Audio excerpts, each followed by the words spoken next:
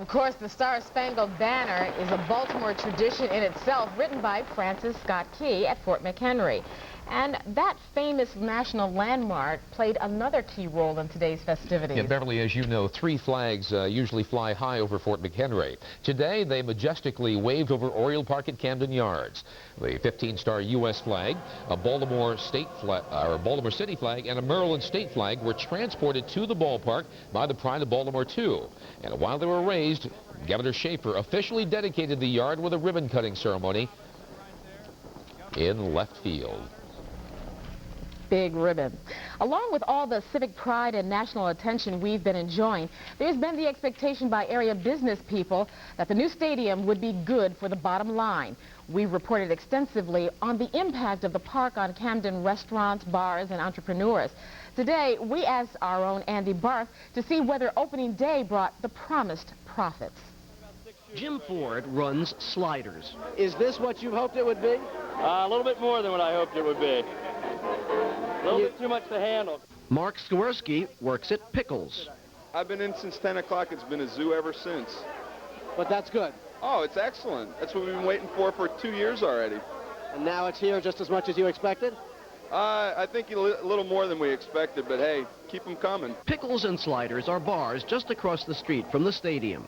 You saw them looking lonely and forlorn in recent months, but not today. Their patrons spilled outside and into the streets, creating an atmosphere somewhere between the Hunt Cup and a fraternity party. Did the stadium bring the business? We came all the way up here from Ocean City, came up last night. We're spending 2 nights up here. It's the greatest time in the world. You're here even though you don't have tickets? Yes. How bad would it be if you have to spend the whole afternoon here? I don't see it being a problem. Why do people like to come to a place that's so crowded? Just be part of the crowd. It's something, you know, everybody's getting together for the new stadium, just to be one of many in here. Go, do! The same was true all around the park. This hot dog stand did a huge business by undercutting its neighbor. You get better prices over here and you get inside. But today, bars were the biggest beneficiaries. John King has his life savings and months of preparation riding on Sliders. I'm loving life right now. How's that? It's busy, but I'm loving it. It's exactly what we were hoping for. Well, I guess it must be true. The secrets to success in business: location, location, and location. Across the street from Oriole Park at Camden Yards, I'm Andy Barth, News Channel 2. Well, crowded as those establishments were before the game, Andy says they expect an even bigger crowd as fans turn home. And as the downtown community celebrates the birth of a new era, it's a bittersweet time for the Memorial Stadium neighborhoods. News Channel 2's Carolyn Pursuti joins us live from the old stadium with its story. Carolyn? Well, this is the parking lot at Memorial Stadium. You can see about 200 cars here. The drivers parked their cars, and then they boarded the bus right over here on this corner on 33rd Street, and they went down to the new stadium. You know, this Waverly and Ednor Gardens neighborhood certainly misses the games being played here at the old stadium, but all around us are reminders of days gone by. Now, one hop to Glenn Davis. He goes to Cal. There's one. Back to Glenn at first. Memories fading from opening days past. Now Memorial Stadium begins a new tradition as a park and ride to Camden Yards. Leave the driving now. Enjoy the game. Enjoy the game. Buses arrive every 10 minutes, carrying fans from the old to the new. It's kind of nostalgic to me to, you know, leave the car here, take a last look, and then go on over to the new stadium. I just want to take a last look at the stadium before we went to the new one. And what'd you see in that last look? Special place. A lot of memories. It'll be a long time before the memories get as dusty as this old grill for Harry Howell. For 10 years, he's decorated his neighborhood for opening day. We'll miss the crowds that go by here on opening day and any day, really, when the Orioles were here. You'd have at least about 800 to 1,000 people walking. The Stadium Lounge will keep its name and its Orioles theme, but owner Paul Friedenberg says he's striking out on one thing. Business. It's not going to be here. You know, a lot of people ask, well, are you having any opening day parties? You think some people are going to come by that are coming out of the Towson area, stop by here and then go to the stadium? It's just not going to happen.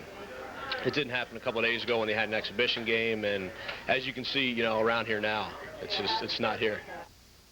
And a lot of the merchants will certainly miss the fans and the business that they brought into their stores and bars, lounges. Even service stations around here will miss the business. In case you're wondering how many people took the park and rides from those 13 locations around the city, including the one here at Memorial Stadium, about 2,400 rode the bus down to the new stadium. Beverly, Dan? All right, Carolyn, thank you very much. Beverly? Well, we've got about 4 minutes before 6 o'clock, and if you're just joining us, this is a special edition of News Channel 2 at 6 o'clock. Well, if you're like most folks, working folks that is, and you did not get the chance to spend the day at opening day, or might have missed our 5 hours of live coverage, here's a recap, the sights and sounds, the bird watchers' new perch. Early bird watchers lined up just outside the players' parking lot, hoping to catch their favorites. What have you got here? What'd you get? Well, we got quite a few autographs. We got Cal Ripkins and Greg Olson, Randy Milligan. High noon, the gates to Oriole Park at Camden Yards were unlocked. Turnstiles took on the sold-out crowd. As quickly as there were lines outside, there were lines inside. People wanted the one prize on this opening day, souvenirs and programs. Okay, just a minute. Out of 50, I'll give you $20 for record. Boog Powell waded into the crowd to sign autographs while the media's attention shifted to the field. Workers who constructed the stadium held the ribbon cut by the governor, mayor, team owners, and other dignitaries. President Bush brought along a grandson to help him throw out the first ball, and it was an event, as you can tell by the Chiefs' reaction. Folks couldn't be happier. It was game time, and they were glad to be a part of history.